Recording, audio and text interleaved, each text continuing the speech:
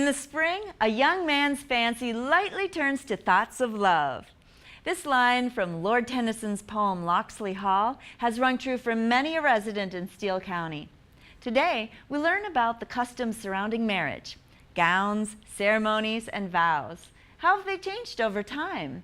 And we hear some memorable stories about this special day from a local historian. I think the primary initial goal was, let's show some gowns, because they're the star of the show, I mean, really. And when you look at what a lot of historical societies are doing, it's all about fashion, it's all about gowns.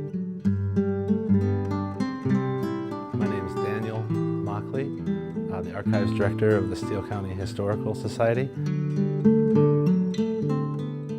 Why don't we take a look at some of the traditions, see how they are expressed in the county history over time, and let's look at genealogy.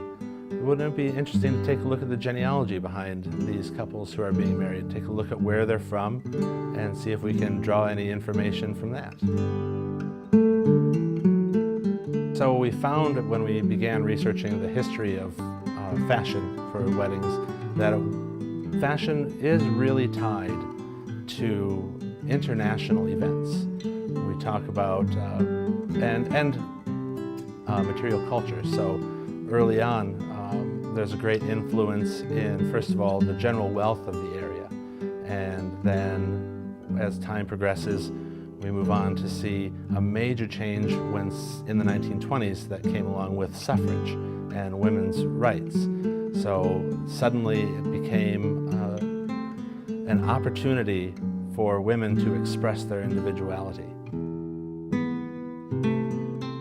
One of the most interesting and certainly humorous developments in wedding culture is the reception. So receptions were not really common to weddings in the early days of Steele County. I'd say we get up into the 1940s, and up until that time we see what's called a chivalry. Once a couple is wed, then maybe a week or two after the wedding, the neighbors all get together in the middle of the night. So under the cover of darkness, they'll go down the road to the newlyweds' home, and well, the banging of pots and pans, the hoots and hollers and shouting might begin, and it will continue until the wedding couple gets up, puts on their wedding clothing, and cooks a meal and serves a meal to the neighborhood. Many couples responded to this by setting a time and a place for a meal. So the wedding reception really began as a way to say, hey, just let us sleep. I mean, we're trying to get a new life going here. One of the challenges for county historical societies is trying to make people of cultures who have recently settled be reflected in the history. We happen to have very strong connections with Kadra Muhaddin. She said, sure, I'll be in and I'll bring some items and we'll talk about Somali culture. In marriage, the most important thing in Islam, because most of the Somalis are Muslims, is signing the contract of the marriage, and we do it in a ceremony called nikah. And in the ceremony, the bride or the groom, they can either be present or they can have a representative, which can be his father or her father, his brother or her brother. We have to have at least 2 witnesses, but most of the time, the families of both sides are present.